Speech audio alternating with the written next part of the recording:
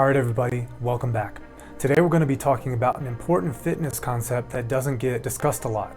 It's the fundamental set of human movements.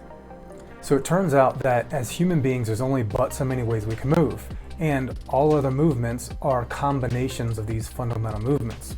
This is not only good for bar trivia, but when it comes to building a well-rounded fitness routine, you should make sure that you're not missing out on one of these basic movements. Before we start, I will say that there's a little bit of disagreement about whether there's 6 or 7 of these movements because sometimes people combine 2 of these movements into one. I just want to let you know that in case you research on your own so you won't be confused. Now I personally think there's 7, and since this is my video, that's the number we're going to go with. So without further delay, here's number 1. Okay, first on our list is the squat, which gives its name to the king of all weightlifting exercises. There's many variations, but all of them are going to look something like this. Whether you're doing a deep bodyweight squat, a barbell squat, or a goblet squat, this is all one movement. You're working your core, quads, hamstrings, and glutes. Number 2, the hinge.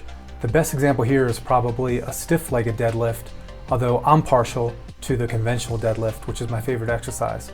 Here you're working your lower back, glutes, and hamstrings. Number 3, the lunge. Again, the movement is the same name as the exercise. Weighted or not, this is different than the squat because it requires movement forward rather than vertical and balancing on one leg, although it works the same muscles, which are the core, quads, hamstring, and glutes. Number 4, the push.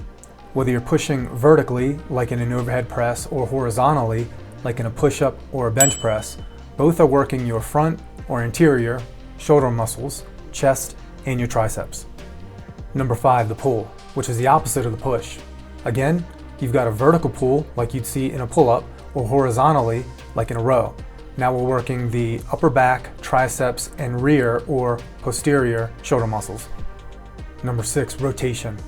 Whereas before we were moving only up and down or back and forth, rotation is a twisting motion, which exercises your core muscles, especially your obliques.